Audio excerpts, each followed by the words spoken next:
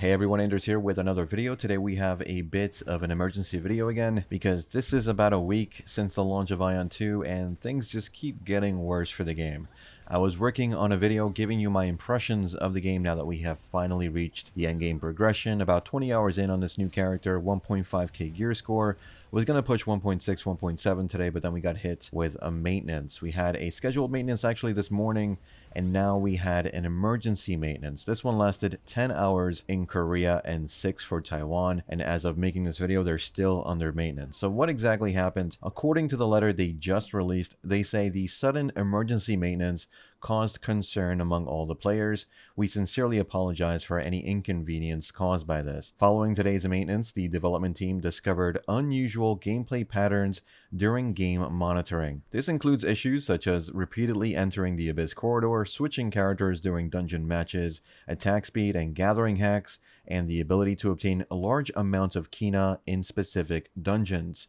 By specific dungeons, I think they mean drop near Conquest. You could get something like 30 or 40 million Kina per hour if you didn't kill the boss because the mobs would have infinite spawns or something. They go on to say the team is currently actively investigating the above issues. These could have a significant impact on the game economy and overall balance, and in order to maintain a fair gaming environment, we've had to conduct emergency maintenance. After completing the cause analysis and handling, we will explain the situation as soon as possible. We will also improve the relevant logic and strengthen the pre-detection system to prevent similar problems from happening again. In addition, we're currently examining the bugs and system abuse issues we currently have identified, and will take strong measures to address them. I assume they mean permabans for everyone involved, because anything less than that I don't think will be enough. They finish off the letter saying the AION 2 development team promises to do everything in its power to ensure that the time and effort invested by all players are not wasted. There's a couple of issues I have with that particular statement.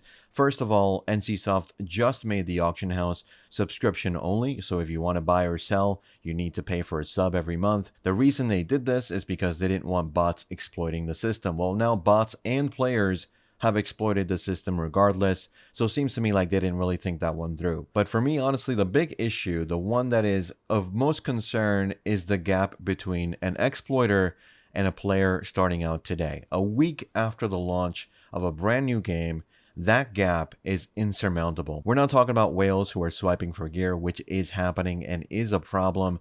Shouldn't be surprising if you know NCSoft, but this is beyond pay to win. These are groups of people who figured out the game is broken in some way and have benefited. 3k gear score in a week, that is insane. The simplest of these issues, to give you an idea, that I think started causing this gap was essentially allowing players who got in early, day one, they leveled, didn't get kicked from their server, and then did rifts to farm low-level players to gain a massive amount of Abyss points.